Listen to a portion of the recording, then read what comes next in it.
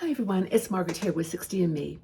A few weeks ago we talked about overspending and how statistically boomers are spending much more than other generations after the COVID time, and it was an interesting conversation about what drives that overspending as we get older.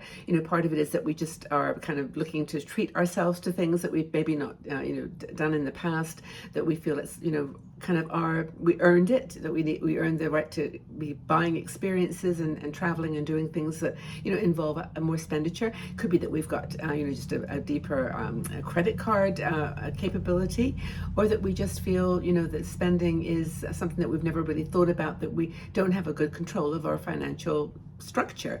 And that was, for me, the biggest one for me, is that I don't have that sort of infrastructure. I never had that learning when I was a young person, and now today I think there's lots more consciousness about that. And of course the reality is different now. We've got recessions, we've got people, inflation is high, younger people are not earning that much, so there's statistically less chance that they're going to overspend. They don't have the money. But boomers have got some savings and we're still overspending. And I think a lot of women, especially, are afraid that they're going to, outlive their money. And I think that's something we need to talk about. So let's talk about some practical things, some things that we can do to actually get our spending back on track, get our financial stability in place, and start to understand the value of saving, of budgeting, and how much that can change our life into a more happier situation as we go into retirement. Now, as I mentioned before, I never learned about money. I made so many mistakes, even when I had money.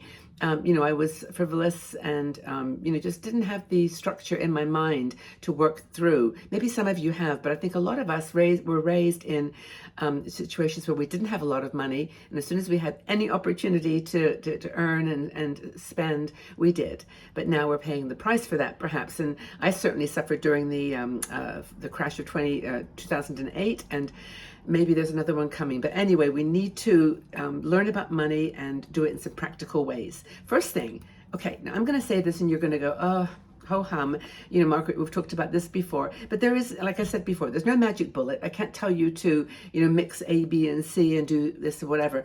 Simply, the first thing is to have a budget. Know how much is coming into your bank account every month, and know how much is going out. Now, take an average month. I mean, you don't need to go back and look through all your, bills. And I mean, this is part of the blockage, isn't it? Like, oh, I don't want to have to go back and do that. But just from memory, what is the money that's coming into your account, and what's going out? And then from the going out, what are the fixed expenses? Housing, utilities, insurance. What are those things that you absolutely have to pay?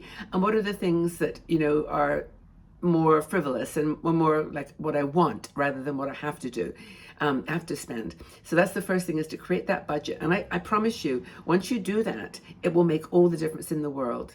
And it's not just for you, and it's not for boomers. I mean, this is for anyone who has challenges with money right now, is to have a budget where you clearly know what's coming in and you clearly know what's going out. You can see where you're overspending, and you can make the necessary adjustments. You can't do that unless you know those two things. And maybe it's really easy for you. Maybe you know this already, and Margaret, it's not so much to do with the amount, because excuse me, I know what's going out and I know what's coming in, but it's more, how do I stop spending beyond that onto the credit cards or into other things. The other thing is to set some clear financial goals. What do you want from your retirement? What is your goal? I mean, do you want to save money now over time and have a smaller amount over time to spend? Or do you simply want to build an emergency fund, where you can actually have a backup? I mean, I actually think that the advice that everybody has at least a 3-month backup emergency fund is really valuable.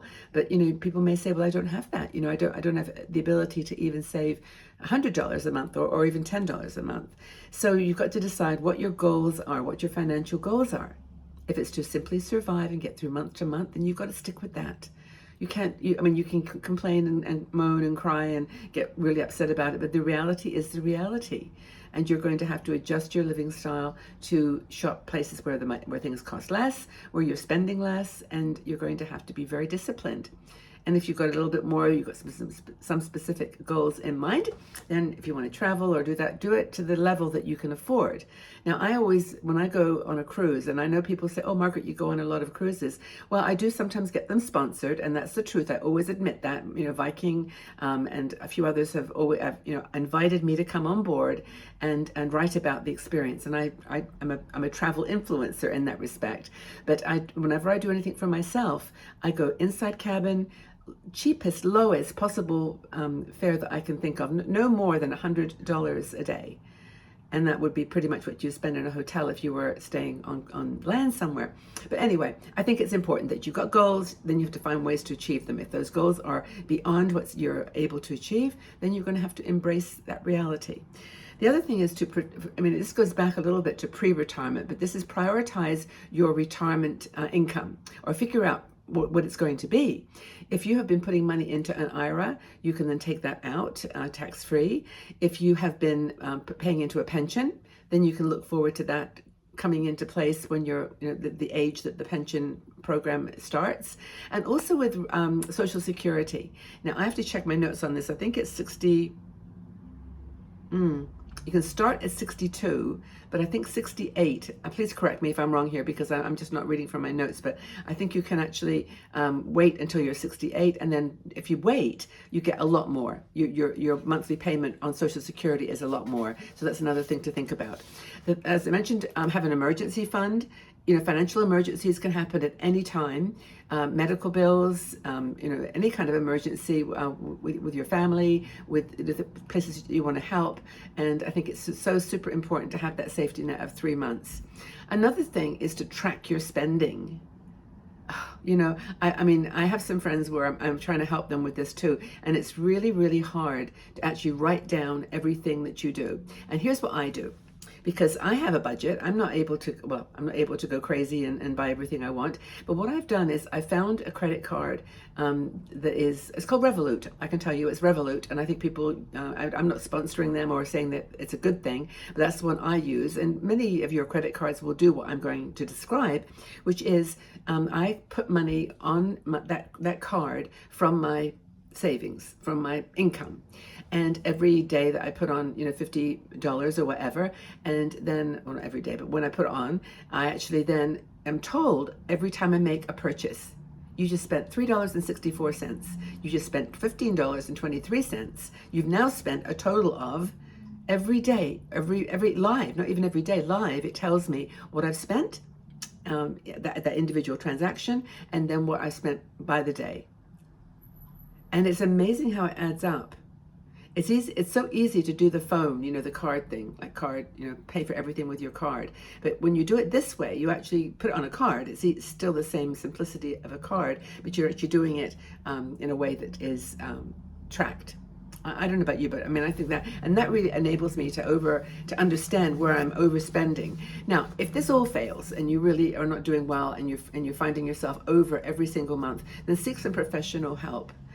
There are fiduciary advisors who I would advise, not a financial advisor who's trying to sell you insurance or annuity plans or mortgage refinancing. Just find somebody who's a fiduciary. They are the people that charge you by the hour for their services, and they sit down with you and they just look at you and say, have you done a budget? What's your savings? How are you going to be funding your retirement? They will ask you all these questions, and you can then sit down with a professional and work out some plans. You don't want to jump into the quick loans or the things that are going to get you through an immediate situation. The bottom line is to reduce unnecessary expenses, so that you actually are only buying the things that you need, that you have to spend on, like I mentioned, your rent or your mortgage or your medical bills that are medical insurance. But make sure that you understand the things that are necessary. And that, for me, I don't do it so much anymore because I started doing some of these things. I actually spent a lot on makeup. And as much as I love doing makeup tutorials for 60andMe and buying, a full face of makeup for $200 from Charlotte Tilbury, not even that would cost more than that. I just don't do that anymore. I do drugstore product reviews, which I think you like, because I think most women in our community are in the same situation. And I also do other kinds of makeup and beauty videos, sort of stories about different companies and so on. So I'm trying now to not spend so much on makeup because it's easy for me. I love it. I really do. I love buying makeup. I love trying new things. Ugh, it's so hard. It's actually an addiction. It is. I mean, I think any kind of spending that happens like sporadically like that, or almost without intention, is addictive. And I'm trying to get over that. Maybe you are too. The other thing is to downsize or refinance. Now, I mentioned earlier about not wanting to go into a house refinance or, a mortgage, what do you call them, things, mortgage, payback mortgages or something. Don't do that unless you want to. I mean, if you want to, you can do it. You know all the facts. But basically find the ways to downsize, simplify your life, maybe move into a smaller place. Sell your house, move into a condo, and take that extra money and put it in an emergency fund or just use it to cover your monthly expenses. I think that's really important. Don't forget healthcare planning. Healthcare is super important, and even though you may be paying insurance, it may not cover everything for you, and just be sure that you're balanced. Legacy planning is something else. Do a will, do a power of attorney, make sure that you've got everything sorted out. These are just some of the ideas for practical things that you can do to get your spending under control and to stop overspending.